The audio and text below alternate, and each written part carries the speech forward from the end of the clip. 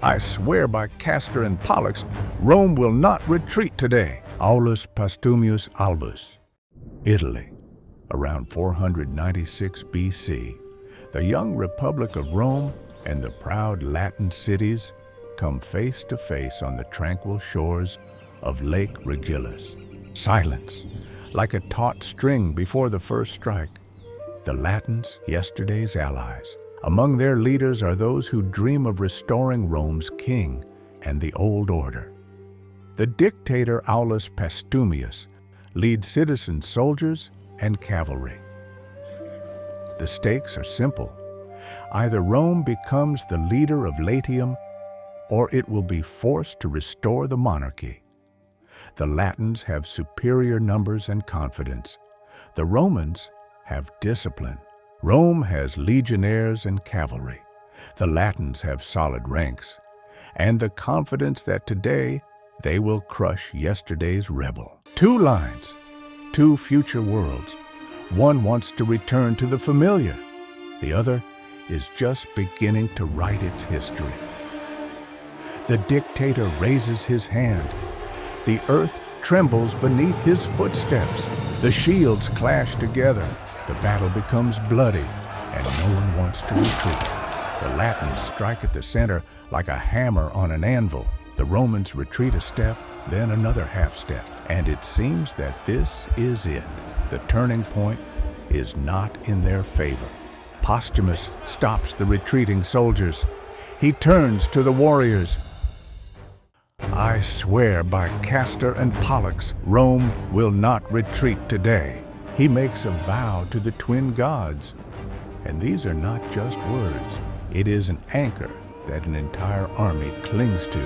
The signal, and the Roman cavalry cut through the Latin border. The infantry seizes the moment. Where a second ago there was chaos, now there is order and pressure. The Latins are surrendering their land step by step, and then they turn their backs. After this battle, Rome is no longer just a city.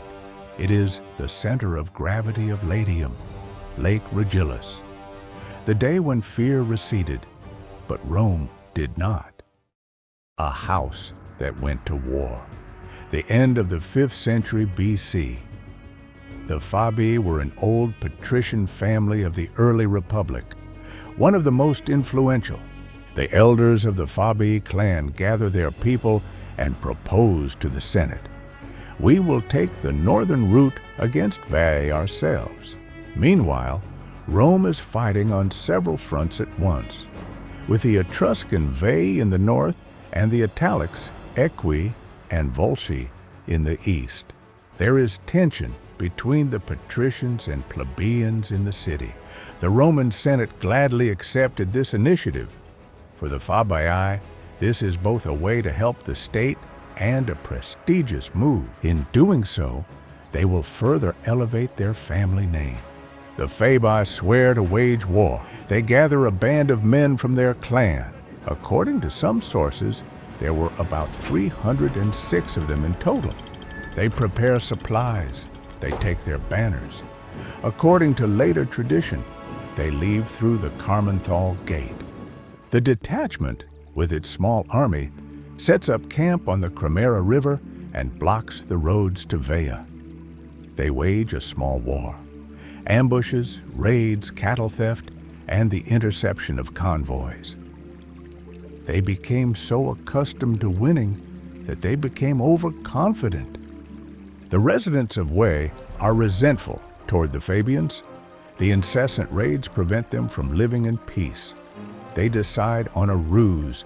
They position archers and light infantry in advance in the ravines and bushes on both sides of the path to the ford.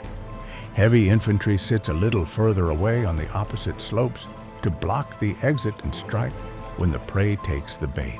At dawn, they drive the herd of cows so that the Fabii can see the gift right under their noses. A cry rises in the camp. The herd is going to the Veii. The Fabii break ranks and run toward the ford, chasing easy prey. Rejoicing in their quick success, the Fabii slowly gather to lead the animals toward the trail.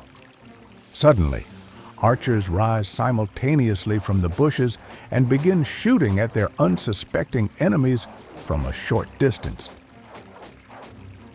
While the Fabii are still trying to get organized and line up, shock troops of Ventians come out from under the ridge to meet them. They are well-trained warriors with shields and short swords. A third barrier appears above them on the path from their own camp. Now the Fabii have no direct passage to the ford or back to the heights.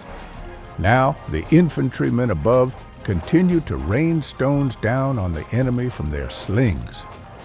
The commanders of the noble house order their soldiers to form tight circles of shields, hide the wounded inside, and take cover from the enemy's projectiles. Seeing that they cannot break through to the ford, they decide to climb up to the ridge. They are immediately knocked down by the third group. The shield circles are thinning.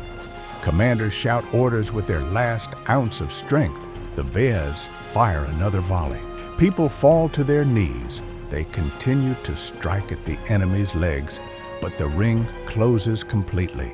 The Fabii family seems to have been wiped out, but the line continues. One boy remains in Rome, Quintus Fabius Vibulanus. He will grow up and in just 10 years take up the highest offices. The iron rule of Rome over Etruria. Veii is a major Etruscan center. It is located only 10 miles from Rome. It competes for influence in the middle reaches of the Tiber. Long-standing disputes with its neighbor over the routes along the Tiber and the salt mines cause indignation in the Roman Senate. Years of border raids and previous wars convinced the Senate that it was better to eliminate a powerful neighbor than to tolerate it. In 396 BC, Rome appointed a consul named Marcus Furius Camillus. He was tasked with continuing the war against Veii. Before Camillus's arrival, the siege of Veii had lasted a whole decade. Thanks to their pay, Roman soldiers continued to besiege the fortress for years. They did not waste their time. For months, they dug an underground tunnel leading to the temple of Juno. Once all preparations were complete, Marcus Furius gave the signal to the soldiers. Outside, the legions rushed to storm the central city gates. A group of soldiers emerged from the tunnel inside the city and attacked the nearest posts. After a short battle, the Romans threw open the gates from the inside. The Veneti were shocked. Because of this trick, the main forces of Rome stormed into the city. A street battle ensued, in which the defenders of Veii suffered a crushing defeat. Thus, the city-state of Veii ceased to exist.